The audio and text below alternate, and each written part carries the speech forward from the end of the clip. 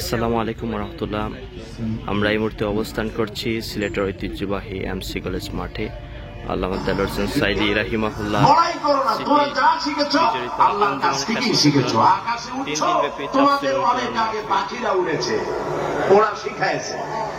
মানুষ তো ভালো বিজ্ঞান শিখতে হয়। চলুন আমার সাথে মৌমাছির কাছে, দেখেন মৌমাছি কত বিজ্ঞান জানে। আল্লামা দেলোয়ার হোসেন সাইদি রাহিমাহুল্লাহর স্মৃতি বিজড়িত আঞ্জুমানে খেদমতে কোরআন তাফসিরুল কোরআন মাহফিলের 3 দিন ব্যাপী তাফসিরুল কোরআন মাহফিল। আজকে প্রথম দিন বিকাল 3 ঘটিকা থেকে এই তাফসিরুল কোরআন মাহফিল শুরু হবে।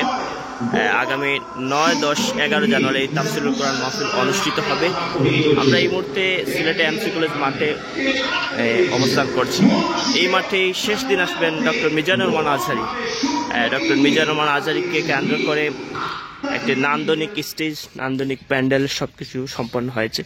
একটি বিশাল মাঠ, যে আমরা এই মাঠে অবস্থান করছি। এই মাঠের দক্ষিণ পাশে রয়েছে শৌচাগারের ব্যবস্থা। আঞ্জুমানের পরিষদ তারা 200টি শৌচাগারের ব্যবস্থা করেছে। এই মাঠের 4টি প্রবেশপথ রয়েছে। এই পাশে দেখতে পাচ্ছেন একটি প্রবেশপথ, তারপরে এই পাশে আর মেইন প্রবেশপথের সামনে এই পাশে রয়েছে, আর এদিকে একটি প্রবেশপথ রয়েছে।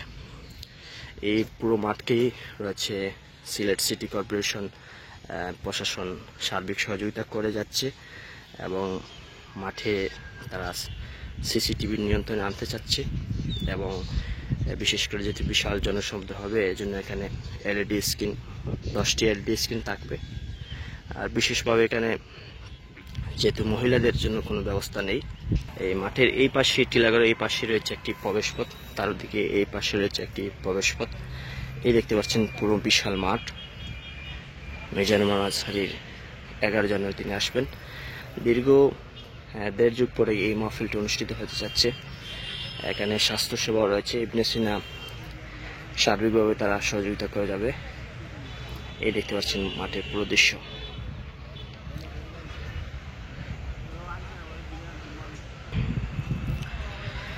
সর্বশেষ পরিস্থিতি আপনাদেরকে জানিয়ে দিলাম যে আজ বিকাল 3 ঘটিকা থেকে শুরু হবে। প্রথম দিন তাফসীর পেশ করবেন আব্দুল আলামিন এবং টেকেরহাটের পীর সাহেব কামরুল ইসলাম সাইদ আনসারী।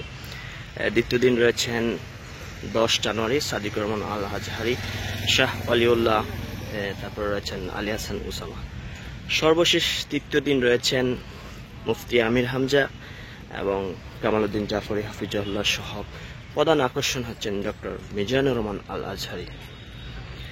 পুরো মাঠ, মাঠের এই প্রান্তরে যেহেতু 3 দিন ব্যাপী তাফসীরুল কোরআন মাহফিল, এখানে একটি ইসলামিক বইমেলার আয়োজন করা হয়েছে। সকলকে ধন্যবাদ জানিয়ে আজকের মতো এখানে শেষ করছি। আমাকে রাজাকার বলে জনগণ থেকে বিচ্ছিন্ন করবা, জনগণ থেকে আমার বিচ্ছিন্ন করা যাবে না। কারণ এই জনগণ আমার জন্য আসে না, এই জনগণ আসে আল্লাহর কোরআনের জন্য। বাংলাদেশের মুসলমানদের শরীরে 1 বিন্দু রক্ত থাকতে শয়তানের তৈরি করা ধর্ম নিরপেক্ষ মতবাদ বাংলার জমিনে কায়েম হতে দেওয়া হবে না, হবে না। আমরা মানুষের তৈরি করা আইন মানি না।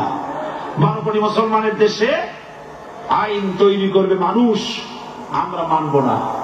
পার্লামেন্টে তৈরি হতে হবে কোরআন দিয়ে, পার্লামেন্টে আইন তৈরি হতে হবে কোরআন দিয়ে, এবং কোরআন হবে আল কোরআনের পার্লামেন্ট হবে বাংলাদেশে। ধর্মের নামে রাজনীতি নয়, আমরা ধর্মীয় রাজনীতি করি, আমরা এই কোরআনের রাজনীতি করি। এই কোরআন নিয়ে বাঁচতে চাই, এই কোরআন নিয়ে মরতে চাই, এই কোরআন থেকে আমাদেরকে বিচ্ছিন্ন করতে চায় কাফের বেঈমান মুশরিকেরা। ও আমার জাতি, কোরআন থেকে যারা বিচ্ছিন্ন করতে চায়, তোমরা কি তাদের বিরুদ্ধে জিহাদের জন্য প্রস্তুত থাকবে? যারা মানুষের উপরে জুলুম করছো, আলেমদেরকে ধরতেছো, মুসল্লিদেরকে ধরে ধরে জেলে ঢুকাচ্ছ, সময় আসবে এমন ইন্দুরের যত্ন অবমাননা করবার জন্য। মুসলমান অর্থ হল শাহাদাতের ঈদগাহে শামিল হয়ে যাওয়া।